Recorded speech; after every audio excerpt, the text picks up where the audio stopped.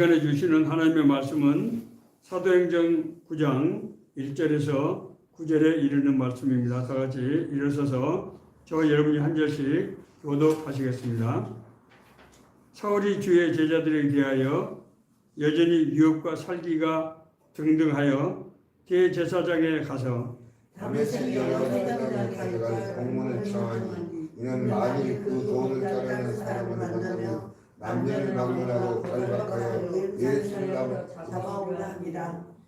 사울이 길을 가다가 다메섹에 가까이 이르더니 호련히 하늘로부터 빛이 그를 둘러 비치는지라. 땅에 엎드려져 우리가 이르시되 사울아 사울아 내가 어찌하여 나를 박해하느냐 하시거늘 대답하되 주여 누구시니까 이르시되 나는 내가 박해하는 예수라. 너는 내가 시내로 들어가라 내가 행할 것을 내게 이를 자가 있느니라 하시니 같이 가던 사람들은 소리만 듣고 아무도 보지 못하여 말을 못하고 서 있더라. 사울이 땅에서 일어나 눈은 떴으나 아무것도 보이지 못하고 사람의 손에 끌려 다메섹으로 들어가서 사흘 동안 보지 못하고 먹지도 마시지도 아니하니라. 아멘. 예, 앉아주십시오.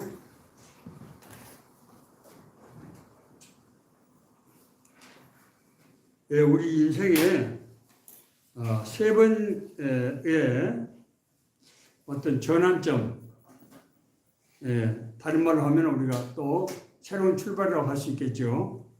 세 번의 전환점이 있다고 그렇게 얘기합니다. 첫째는 우리가 출생하는 거죠. 세상에 이제 부모님을 통해서 우리가 세상에 나오는 거죠. 자, 세상 사람들은 두 번째는 결혼이라고 얘기합니다. 그러나 이제 우리가 신앙적으로는 우리가 구원받은 것, 우리가 구원받고 거듭나는 것을 우리가 두 번째 출생이라고 그렇게 얘기합니다. 그리고 이제 이 세상을 이제 떠나서 하나님 나라에 들어가는 것입니다. 새로운 시작은 우리 삶에 여러 가지 변화를 주관하게 됩니다. 이런 변화는 근본적으로는 우리가 육신의 삶에서 영적인 삶으로 변화하는 것을 의미합니다. 이것을 우리가 어떻게 비유할 수 있을까? 제가 늘 궁금하게 생각하던 중에 우리가 이제 번데기가 껍질을 벗고 나와서 나비가 되어서 하늘로 날아가는 것. 이런 예화를 보게 되었습니다. 그렇습니다. 번데기 있을 때 어떻게 하늘 나는 꿈을 꿀 수 있겠습니까? 그러나 그 번데기가 이제 자기 껍질을 벗겨내고 정말 그 부드러운 날개가 이제 힘을 얻게 되면서 마르고 힘이 얻게 되면서 활기차게 이제 몸을 띄워서 하늘을 날게 되는 것입니다. 이런 어떤 변화, 이 영적인 변화를 디도서 3장 5절에서 7절에 있는 말씀은 이렇게 기록하고 있습니다. 우리를 구원하시되 우리 행한 바 의로운 행위로 말미암지 아니하고 오직 그의 공의하심을 따라 중생의 씻음과 성령의 새롭게 하심으로 하셨나니. 우리가 구원받은 것이 우리가 의로운 행위를 해서가 아니고 하나님의 자비와 공의하심에 따라서 우리가 중생, 거듭나는 은혜, 그렇게 해서 우리가 성령의 새롭게 하심으로 변화가 된다는 말씀이죠. 자, 이것은 우리 주 예수 그리스도로 말미암아 우리에게 그 성령을 풍성히 부어주사 우리로 그 은혜를 힘입어 의롭다 하심을 입어 영생의 소망을 따라 상속자가 되게 하려 하십니다. 우리가 거듭났다고 하는 것은 우리가 성령으로 새롭게 되었다고 하는 것을 의미한다는 하는 것입니다. 그래서 예수 그리스도를 통해서 구원받고 거듭난 사람에게 성령을 풍성하게 부어주사 우리가 하나님 앞에서 의롭다 하심을 얻게 되어서 영생의 소망을 따라서 영생이 이끄는 그런 소망을 따라서 우리가 하나님 나라의 상속자로서 삶을 살 수 있도록 하기 위해서 이런 우리에게 변화의 역사가 이루어진다고 하는 것입니다. 이것이 예수 그리스도를 통한 우리 구원의 본질이라고 하는 거예요. 자, 그렇기 때문에 우리는 이런 영적인 변화도 구체적으로 우리에게 어떻게 나타나는가, 우리가 그걸 어떻게 알 수 있는가, 그리고 어떻게 나타나는가 하는 것을 우리가 알아봐야 될 텐데, 이러한 극적인 삶의 이 전환점을 맞은 사례가 성경에는 사도행전 오늘 우리가 읽었던 9장 바울 사도의 이 삶을 통해서 너무나 생생하게 기록하고 있는 것을 볼 수가 있습니다. 그러므로 우리는 이 말씀을 통해서 바울의 삶을 통해서 우리가 성령으로 거듭난다고 하는 것, 그래서 성령께서 우리 삶 속에서 어떻게 역사하시고 인도하시는가 하는 것을 우리가 확실하게 이해할 수 있다고 하는 것이고, 그것이 바로 우리에게 대한 약속이라고 하는 것입니다. 자, 그렇다고 그러면은 우리는 먼저 바울의 성령 이전의 삶과 성령 이후의 삶을 한번 비교해 보아야 할 것입니다. 바울은 매우 종교적인 인물이었어요. 물론 유대인들이 다 종교적인 그런 사람들이지만은 특히 바울은 그런 점에서 아주 신실한 그런 믿음의 사람이었습니다. 바울은 베냐민 지파의 사람으로서 히브리인 중에 히브리이다, 자기가 그렇게 자부심을 가질 정도의 그런 인물이었어요. 뿐만 아니라 바울은 유대 율법에 대해서 정말 정통한 사람이었어요. 바울은 당대 최고의 스승이라고 알려진 랍비 가말리엘의 수제자였어요. 그래서 아주 율법에 정통한 사람이었습니다. 뿐만 아닙니다. 바울은 철학, 인문학에도 아주 뛰어난 사람이었어요. 여러분들 바울의 서신을 읽어보면은 이 사람이 얼마나 정말 뛰어난 능력의 사람인지를 알 수 있을 것입니다. 잠깐만요.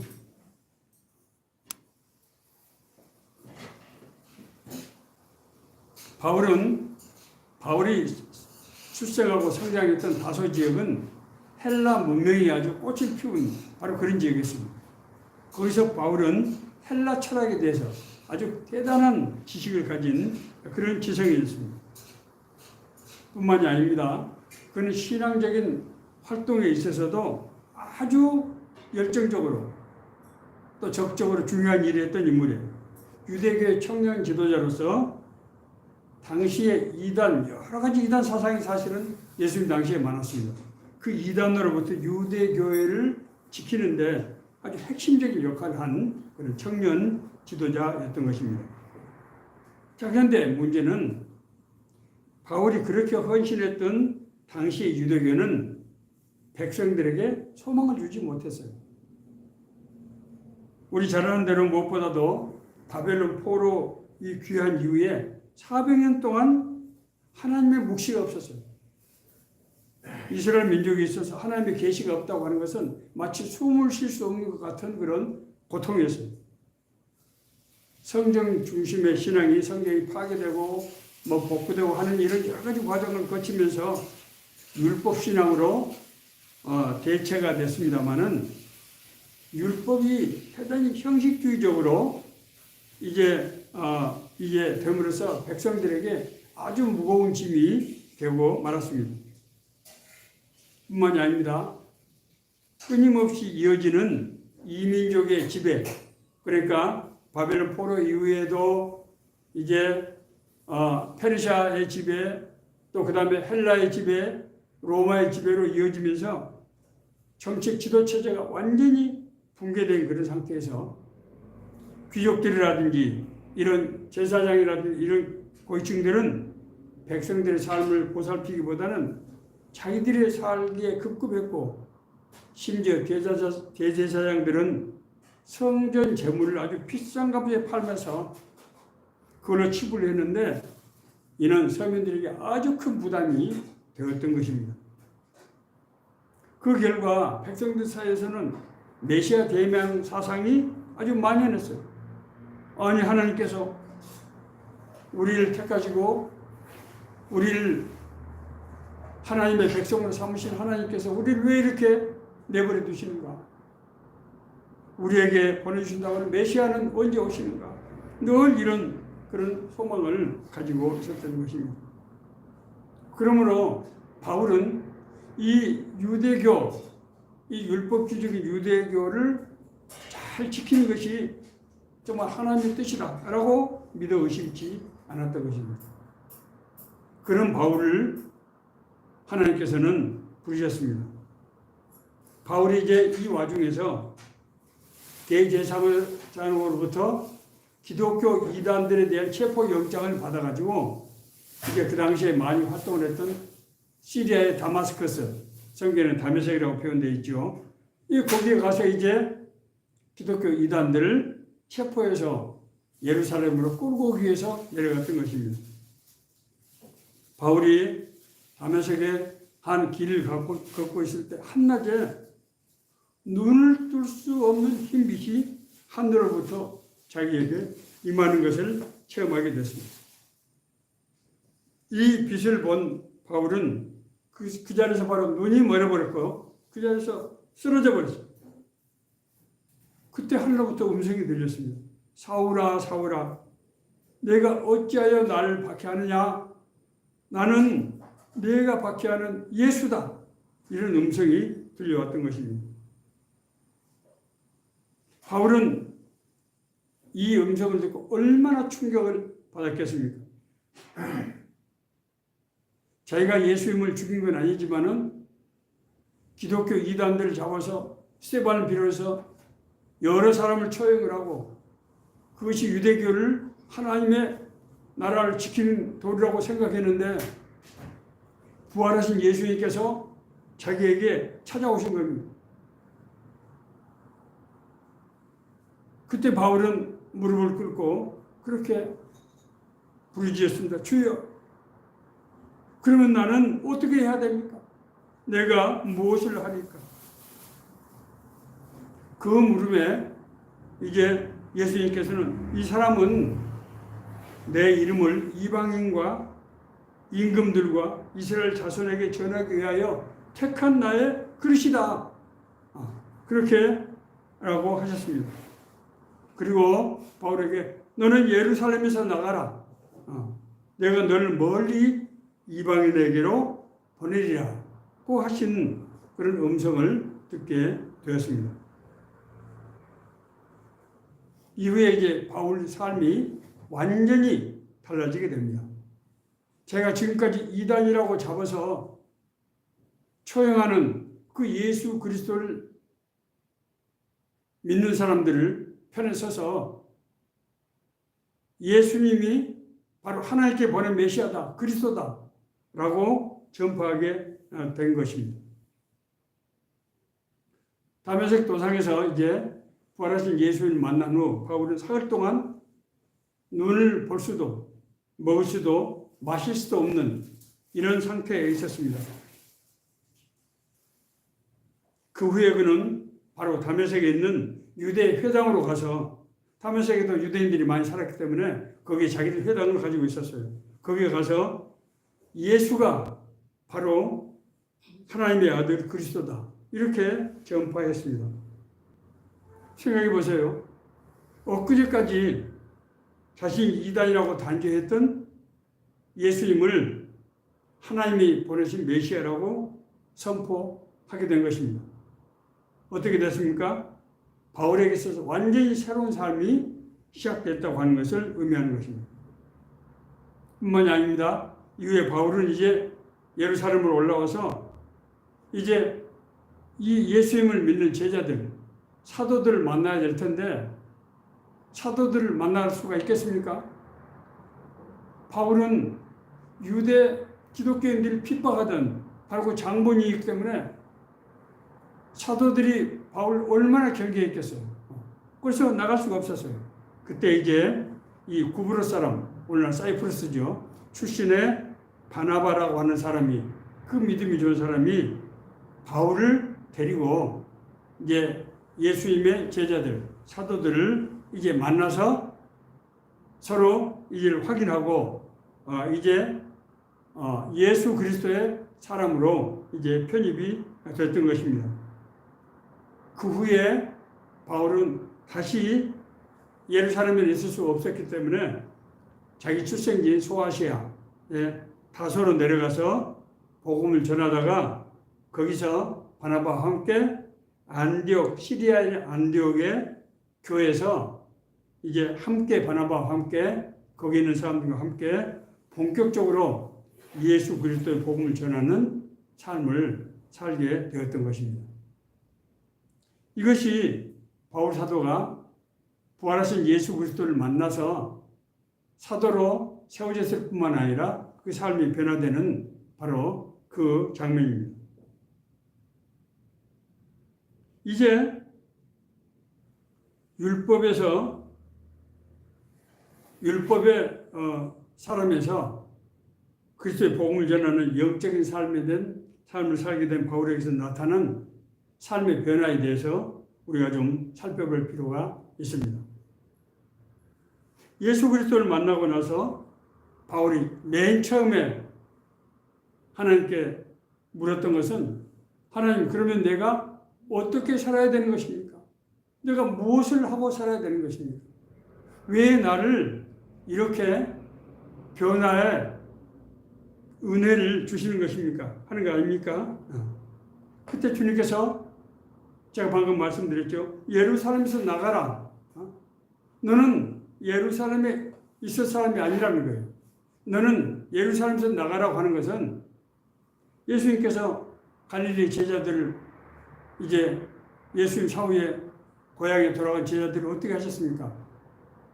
예루살렘으로 다시 올려보내지 않습니까? 예루살렘을 떠나지 말고 아버지께서 약속하신 것을 기다리라. 그런데 이번에 바울에게는 뭐라고 말씀하셨습니까? 예루살렘에서 나가라. 그렇게 말씀하셨어요. 내가 너를 멀리 이방인에게 보내리라. 제자들은 갈릴리에서 예루살렘으로 올려보내셨어요. 그런데 지금까지 율법의 사람이든 육신의 삶을 살던 바울은 너는 예루살렘에서 나가라. 그리고 이방인에게로 가라. 그렇게 말씀하시는 것입니다. 삶이 완전히 변화되었다고 하는 것을 상징적으로 나타내는 그런 부분입니다. 이때부터 이제 바울은 다메섹을 비롯해서 소아시아 지역의 유대인 회당들을 다니면서 예수가 바로 하나님께서 보내신 메시아다. 우리가 기다리던 바로 그 메시아다라고 전했던 것입니다. 하나님께서 우리를 택하신 것은, 우리를 구원하신 것은 우리를 향하신 뜻이 있기 때문이라고 제가 말씀을 드렸습니다. 우리는 이것을 아주 분명하게 알아야 돼요. 그리고 이것을 믿어야 됩니다. 우리의 삶이 그저 눈에 보이는 세상을 따라가는 삶이 아니고 우리를 향하신 하나님의 뜻과 계획이 있다는 것이고 그 뜻과 계획 가운데서 하나님과 교제하며 동행하는 삶을 살 수 있다는 거예요. 이것은 아주 엄청난 사건입니다. 이것은 바울에게 나타났던 그런 극적인 현상이 우리 구원을 통해서 우리에게도 임했다고 하는 거예요. 그렇기 때문에 바울은 에베소 교회 성도들에게 자기가 겪었던 그 은혜를 성도들에게 이렇게 말합니다. 우리 주 예수 그리스도의 하나님 영광의 아버지께서 지혜와 계시의 영을 너희에게 주사 하나님을 알게 하시고 너의 마음의 눈을 밝히사 그의 부르심의 소망이 무엇인지 알게 하시기를 원하노라. 자기가 받았던 은혜를 지금 똑같이 에베소 교회 성도들에게 보낸 편지에서 첫들머리에서 그 얘기를 하고 있는 거예요. 자기가 하나님의 은혜로 자기 영안이 열려서 하나님의 음성을 듣게 되었잖아요. 그렇죠? 그래서 그 하나님의 부르심의 소망이 무엇인지를 자기가 알게 됐단 말입니다. 자기는 이전에 율법의 사람으로 살아왔는데 유대 율법을 고수하는 것이 하나님의 뜻이라고 생각했는데 하나님께서 이제 율법의 사람이 아닌 예수 그리스도의 복음의 사람으로 바꾸고 이방인 세계로 파송을 하시는 거예요. 부르심 소망이죠. 그것을 너희들에게도 똑같이 임한다라고 가르친 것입니다. 아니, 우리 한번 생각해 봅시다. 하나님께서 어떻게 모든 지금 이 지구상에 70억의 인구가 76억의 인구가 있는데 어떻게 하나님께서 모든 사람에게 그 각자에 향한 뜻과 계획이 있다는 것입니까? 그것이 과연 가능한 것입니까? 어떻게 가능하겠습니까? 그것은 성령님이 우리 심령 속에 내주하시기 때문에 가능한 일입니다. 하나님의 영이 우리 안에 우리 심령 속에 내주하시기 때문에 우리와 동거하시면서 우리와 동행하신다는 거예요. 그래서 우리는 하나님을 아버지라고 부르고 하나님은 우리를 자녀라고 부르는 거예요. 하나님의 영이 우리 안에 내주하시기 때문에 우리 각자에 대한 계획과 뜻과 그리고 모든 일을 함께 하시는 그런 의지를 갖고 있다고 하는 것입니다. 로마서 8장 14절부터 16절은 이렇게 기록하고 있습니다. 무릇 하나님의 영으로 인도함을 받는 사람은 곧 하나님의 아들이라. 우리가 하나님의 아들이라고 하는 것은 하나님의 인도하심을 받는다는 뜻이다. 이렇게 얘기하는 거죠. 그렇기 때문에 너희는 다시 무서워하는 종의 영을 받지 않고 양자의 영을 받았으므로 하나님의 양자가 됐다는 거예요. 영적으로. 그렇으므로 우리가 아빠, 아버지라고 부르짖느니라. 우리가 하나님을 아버지라고 부르는 것은 그냥 괜히 부르는 게 아니고 우리 안에 하나님의 영이 우리 안에 임했기 때문에 우리 아버지라고 부른다는 것이죠. 그러므로 성령이 친히 우리 영과 더불어 우리가 하나님의 자녀인 것을 증언하신다. 우리 삶 가운데서 우리 하나님의 자녀라고 하는 것을 나타내신다는 거예요. 이제 그러므로 하나님의 자녀가 된 우리, 하나님의 은혜로 구원받고 거듭난 우리는 우리의 길을 우리가 구원받은 그 순간에 바울이 주여 내가 무엇을 하리까? 라고 물었던 것처럼 우리도 같은 물음을 이제 하나님께 드려야 된다는 거예요. 바울은 예수님을 만났을 때 사흘 동안 눈을 볼 수 없었고 먹을 수도 마실 수도 없었어요. 자, 여러분 이것이 뭘 상징하는 겁니까? 이는 바울의 옛사람이 죽고 그리고 새로운 삶으로 거듭나는 것을 의미합니다. 이 사흘 동안 바울은 눈을 보지 못하고 먹을 수 없고 마실 수 없고 죽어있는 상태였던 것입니다. 그래서 그 이후에 이제 새로운 삶으로 거듭나는 거예요. 예수님께서 십자가에 달리셔서 죽으셨다가 사흘 동안 이런 상태가 됐다가 다시 부활한 것처럼 똑같은 역사가 일어난 거죠. 이것을 우리말로 하면 뭐라고요? 구원이죠. 우리가 구원받고 거듭났다고 하는 것은 이전의 육신으로 대해서 죽고 예수 그리스도의 부활, 새로운 생명으로 우리가 부활했다는 뜻이에요. 이것은 개념적인 그런 것이 아니고 신학적인 것이 아니고 우리가 실제로 우리에게 일어난 영적 변화라고 하는 것입니다. 무릇 그리스도 예수와 합하여 세례를 받은 우리는 그의 죽으심과 합하여 세례를 받은 줄 알지 못하느냐? 그러므로 우리가 그의 죽으심과 합하여 세례를 받음으로 그와 함께 장사가 되었나니 이는 아버지의 영광으로 말미암아 그리스도를 죽은 자 가운데서 살리심과 같이 우리도 또한 생명 가운데 새 생명 가운데서 행하게 하려 하심이라. 로마서 6장 3, 4절 말씀. 바울 사도는 이것을 신학적으로 이렇게 지금 풀이하고 있는 것입니다. 우리가 구원받았다고 하는 것은 예수 그리스도의 죽음과 부활에 우리가 연합이 되어 있다는 거예요. 그렇기 때문에 예수께서 우리 죄에 대해서 죽고 새로운 생명으로 부활하신 것은 우리에게 똑같이 그것이 적용이 된다고 하는 것입니다. 이것이 바울에게 적용이 됐고 그것이 우리에게도 동일하게 적용된다고 하는 것입니다.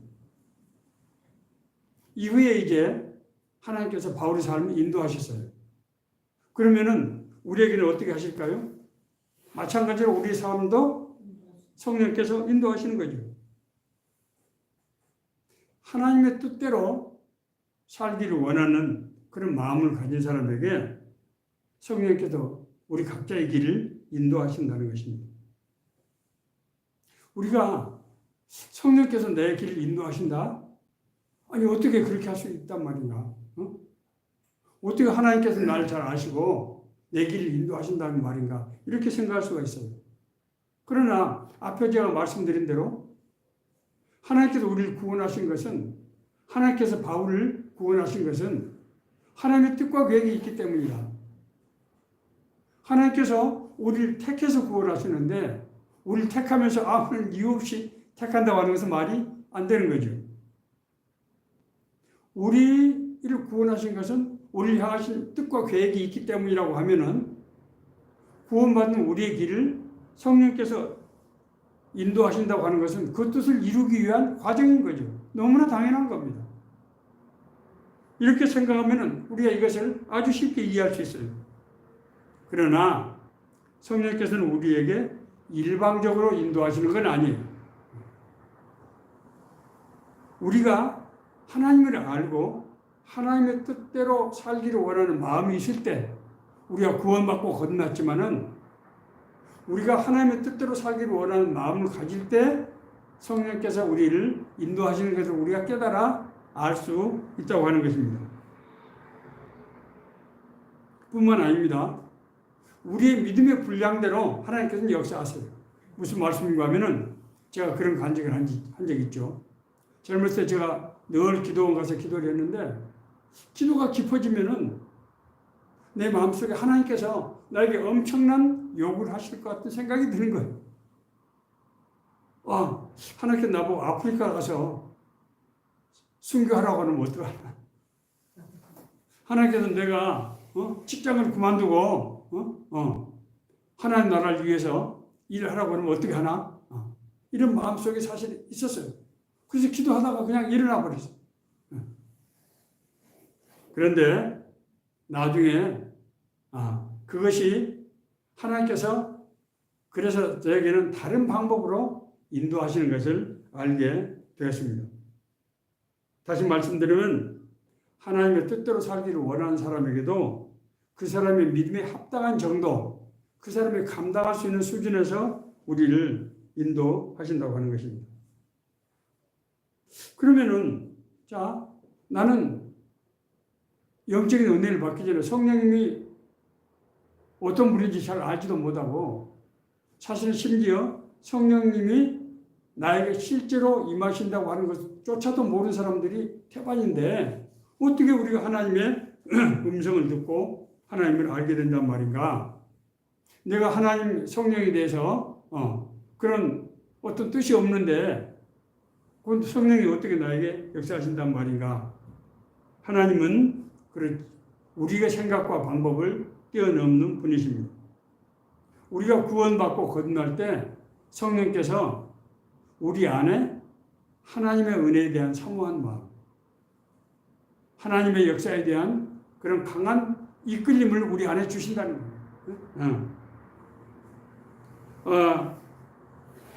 제가 그동안 이제 그런 성령님에 대해서 약간 어떤 불안한 마음, 그런 두려운 마음이 없지 않았는데 제가 그 이후에 살아가면서 하나님께서 그런 음성으로는 아니지만 여러 가지 내 환경을 통해서 날 이끌어 가시는 것을 알 수 있었습니다. 사실 그때는 제가 잘 이해하지 못했어요. 제가 1977년도에 경제기획원에 들어가서 경제기획원에서 13년 동안 경제기획과 예산 분야에서 일을 했어요. 나름대로 경험을 쌓았고 자리를 잡았고 기관에서도 인정을 받게 됐어요. 그런데 어느 날 갑자기 우리 경제기획원에 국무총리실로 전출을 희망하는 사람들을 신청하라는 광고가 나온 거예요. 왜냐하면 그 당시에 국가 이 정책을 평가하는 업무를 그 경제기획원에서 하고 있었는데 그 업무가 국무총리실로 이관이 되면서 그쪽 분야의 전문가가 필요했던 겁니다. 놀랍게도 저는 13년 동안의 경제기획원에서 핵심인 경제기획과 예산 분야에서 나름대로 자리를 잡고 인정을 받고 있던 차였어요. 그러니까 이성적으로 생각하면 생소한 기관을 갈 이유가 전혀 없는 겁니다. 그런데 이상하게 그것을 봤을 때 내 마음속에 어떤 이끌림이 있어, 알 수 없는 이끌림이 있어. 나에게 기회가 아닐까 이게? 내가 거기를 한번 가보는 것도 좋지 않을까? 나중에 이제 그 당시에 우리 경제기획원의 인사를 담당하던 과장이 제 학교 선배고 저하고 같이 5년 동안이나 일을 했던 분이, 그분이 나를 보면서 저에게 권면하는 거예요. 내 생각에는 자네가 거기를 가는 것이 좋을 것 같은데 의향이 있느냐. 그때 저도 모르게 한번 생각해 보지요. 아니라고 얘기하지 않고 한번 생각해 보지요. 그랬더니 일주일 후에 발령이 나고 말았습니다. 자, 그 뒤에 제가 국무총리실에 와서 공직선거 운동을 일으키게 되는데, 사실은 지금 생각해 보니까 국무총리실에서 모든 공공기관을 통할하는 그런 업무를 하면서 제가 공직선거 운동을 일으킬 수 있는 그런 좋은 여건에 있었다고 하는 것을 깨닫게 되었습니다. 하나님께서는 우리가 잘 알지 못하는 방법으로 우리 삶을 주관하시고 인도하신다고 하는 것입니다.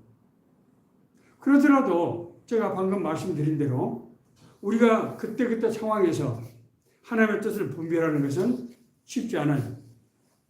내가 지금 맡고 있는 상황이 내가 단순히 환경이 변화된 것인가, 아니면은 하나님께서 어떤 뜻과 계획을 가지고 나의 삶을 지금 이끄시는 것인가. 여러분 그렇지 않습니까? 하나님께서 그냥 음성으로 말씀해 주시면은 우리가 쉽게 이해를 하겠지만은, 저처럼 어떤 나에게 어떤 상황의 변화가 왔을 때 이것이 하나님의 뜻인지 아니면은 어떤 세상적인 어떤 변화 때문인지를 우리가 분별하는 것은 쉽지 않다고 하는 것입니다. 이때 이제 우리에게 반드시 필요한 것이 있습니다. 바울은 이제 처음에 주님의 음성을 듣고 나서 눈을 볼 수가 없었고 먹을 수도 없고 마실 수도 없고 아무 소리도 들을 수가 없었고 그런 상태에 있었어요. 그때 바울은 뭘 했습니까? 주여 내가 무엇을 하리까? 이게 지금 뭘 의미하는 것입니까? 주님 앞에서 기도했다는 거예요. 하나님, 지금 나에게 일어난 이 현상이 지금 무슨 일입니까? 우리가 세상을 살다가 방금 제가 말씀드린 대로 공무원이 제가 13년 동안이나 거기서 근무하고 자리를 잡고 인정을 받고 하는 상태에서 새로운 기관을 옮긴다고 하는 것은 쉬운 일이 아니에요. 더구나 그 당시에 경제기획원은 아주 중요한 기관이었어요. 인정받고. 그런데 이 전출 그 광고를 봤을 때 이상하게 내 마음속에 이것이 나에게 기회인가 하는 생각이 들었단 말이에요. 자, 우리에게 어떤 삶의 그것이 기회일 수도 있고 때로는 삶의 고난일 수도 있고 어떤 변화가 왔을 때 어떻게 해야 된다고요? 하나님께 물어봐야 된다는 거예요. 하나님 아버지, 내가 지금 나에게 일어난 이 현상이, 이 문제가 어떻게 된 겁니까? 하나님께서 나를 인도하시는 것입니까? 그러면 나는 무엇을 어떻게 해야 됩니까? 물어봐야 된다는 거예요. 하나님께서 우리를 인도하신다고 하는 것은 앞서 말씀드린 우리 안에 내주하시면서 우리를 이끄신다는 거예요. 그래서 내 생각이 하나님의 생각이 되고 하나님의 생각이 내 생각이 되어서 하나님의 소원, 하나님의 뜻과 계획을 우리가 품게 되는 상태가 된다고 하는 거예요. 이것을 이제 헬라어로는 페리코레시스라고 하는 것입니다. 상호 내주. 옛날에는 나와 하나님이 같이 떨어져 있었는데 하나님이 나의 아버지가 되시고 하나님이 나의 주관자가 되시면서 나와 하나님이 이게 합치가 되는 이런 현상이 일어나는 거예요. 그래서 내가 하나님께 기도할 때는 순전히 내 생각으로 처음에는 기도할 수도 있지만은 그 기도 과정에서 점점 하나님 뜻이 나에게 스며들어오고 내 뜻이 하나님께 이제 올려지게 되고 그래서 하나님 생각과 내 생각이 점점 가까워지고 각집합이 부분집합이 되고 부분집합이 합집합이 되는 이런 현상이 될 때 우리가 하나님과 동행하고 동행하는 일이 이루어지게 된다고 하는 것입니다. 하나님께서는 여러 가지 방법으로 우리를 인도하시지만은 가장 대표적인 방법이 가장 신학적인 방법이 성경적인 방법이 바로 이 방법이에요. 물론 하나님께서는 저에게 음성으로도 말씀하셨고 여러 가지 현상으로도 보여주셨어요. 꿈으로도 보여주셨어요. 그러나 하나님께서는 성숙한 신앙으로 우리를 인도하기 위해서 우리가 하나님의 말씀과 우리가 기도 가운데서 살아갈 때 말씀과 기도를 통해서 우리에게 나타난 현상을 해서 날 향하신 하나님의 뜻과 계획을 우리가 분별할 수 있게 하시고 그 다음에 이제 진짜로 우리와 동행하는 역사가 일어난다고 하는 것입니다. 자, 첫 번째로 우리에게 주시는 하나님의 은혜는 성령님께서 우리와 동행하시는 삶을 살게 하신다는 거예요. 자, 하나님께서 우리와 어떻게 동행하시느냐? 그러면 하나님이 날마다 인도하십니까? 그렇지 않습니다. 물론 앞서 말씀드린 대로 하나님께서 음성으로 우리를 이끄실 수 있어요. 바울 사도도 이제 마게도니아는 환상, 바울이 이제 바울은 소아시아에서 선교를 할 때 북부 지역으로 비두니아로 가서 복음을 전하고 싶었어요. 그런데 자꾸 길이 막히는 겁니다. 길이. 그래서 바울이 계속해서 기도를 했겠죠. 하나님, 나는 비두니아로 가서 복음을 전하고 싶고 그것이 소아시아를 완전히 복음화하는데 좋은데 왜 자꾸 길이 막히는 것입니까? 저도 그랬지 않습니까? 제가 공직을 은퇴하고 나서 대학에서 학생들을 가르치고 싶었어요. 그런데 이상하게 말이 안 되게 길이 자꾸 막히는 거예요. 그러더니 하나님께서 제 길을 인도하셨습니다.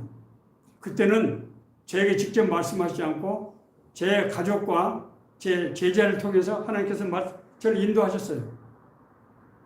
하나님께서 우리를 인도하실 때 어떻게 인도하시는가? 하나님께서 택하신 사람들을 통해서 인도하신다는 거예요. 사도행전 13장 1절 3절입니다. 안디옥 교회 선지자들과 교사들이 있으니 곧 바나바와 니게를 하는 시므온과 고린도 사람 루기와 분봉왕 헤롯의 젖동생 마나임과 및 사울이라. 주를 섬겨 금식할 때 성령이 이르시되 내가 불러 일으키는 일을 위하여 바나바와 사울을 따로 세우라 하시니 이에 금식하며 기도하고 두 사람에게 안수하여 보내니라. 자,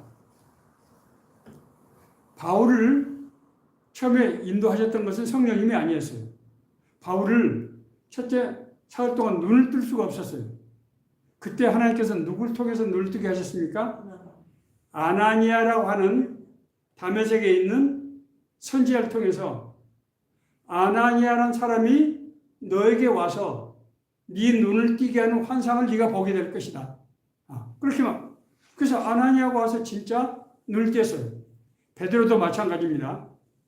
베드로가 하나님께 기도할 때 어떤 느낌, 생각을 주셨는가 하면은 어떤 사람을 보내서 너의 길을 인도할 것이다 라는 그런 생각을 주신 거예요. 그러더니 고넬료가 보낸 두 사람의 하인이 와서 고넬료를 따라가게 됩니다. 성령께서 우리를 인도하실 때 대표로 쓰시는 방법은 택한 사람을 통해서 우리의 길을 인도하신다는 거예요. 택한 사람을 통해서. 사실 바울이 하나님의 은혜로 거듭나고 새로운 삶을 살게 됐지만은 그 바울을 기독교 그룹에 인도한 것은 누굽니까? 바나바입니다. 바나바. 바울이 바로 갈 수가 없었어요. 왜 그렇습니까? 바울은 이제 유대교의 배신자예요. 그렇지 않습니까? 지금 엊그제까지 기독교도를 이단이라고 해서 잡아서 처형하던 사람이었어요. 그런 사람을 누가 기독교인들이 영접할 수 있겠어요? 그래서 하나님께서 구브로 출신이 율법학자이자 믿음이 좋은 바나바라는 사람을 통해서 바나바 소개로 가서 베드로를 비롯한 사도들을 만나게 됩니다. 뿐만이 아닙니다. 다소 자기 고향 지역에서 사역자의 삶을 살게 될 때도 마찬가지입니다. 그 당시에 바울은 그런 기독교들을 핍박하는 그런 사람으로 알려져 있었기 때문에 복음을 전할 수가 없었어요. 그래서 바나바라든가 실레라든가 뭐 이런 사람들을 통해서 하나님께서 그 사람들과 동역함으로써 하나님의 나라 일을 할 수 있도록 인도하신다는 거예요. 그렇기 때문에 우리 삶에 어떤 변화가 올 때 하나님께서 반드시 우리에게 사람을 붙여주십니다. 그 사람은 심지어 가족일 수도 있고 친구일 수도 있고 어떤 경우는 내가 알지 못하는 사람일 수도 있어요. 그러나 나의 삶의 어떤 전환점에서 내가 누구를 만나게 될 때 우리 믿음의 사람들이 어떻게 해야 된다? 이것이 하나님께서 나를 인도하시는 나에게 보내신 사람이 아닌가 하는 그런 믿음을 가지고 하나님께 물어봐야 되고 그 사람을 통해서 나타난 일이 무엇인가를 우리가 세심하게 관찰해야 된다는 거예요. 제 말 이해되십니까? 이것은 굉장히 중요한 일이에요. 우리가 눈으로 볼 때는 세상적인 어떤 그런 우연한 일들처럼 보이는 것. 우리가 놀라운 것은요. 성경 말씀에 하나님 나라 비밀이 마치 보물찾기 하듯이 그렇게 곳곳에 숨겨져 있는 것을 우리가 볼 수 있습니다. 하나님의 역사가 그랬다는 거예요. 우리는 세상에 속하지 않고 영적인 사람들 깨어 있어야 되기 때문에 하나님께서 이런 방법을 통해서 우리를 인도하신다는 거예요. 내가 은혜 받을 때 나의 삶에 새로운 전환점을 맞게 될 때 내가 만나는 사람들 그 일에 함께했던 사람들을 우리가 유심히 살펴보고 이것이 하나님께서 나에게 인도하시는 역사인가 라고 하는 것을 깨닫고 믿음으로 나갈 때 기도할 때 우리가 행할 때 하나님께서 우리 삶을 그들 통해서 주관하시고 인도하시고 이루게 되신다고 하는 것입니다. 사실 이 주제는 한두 시간에 얘기할 수 있는 주제가 아니기 때문에 다음 부분은 제가 성령께서 또 다른 역사 인도하시는 방법은 다음 기회에 말씀을 드리도록 하겠습니다.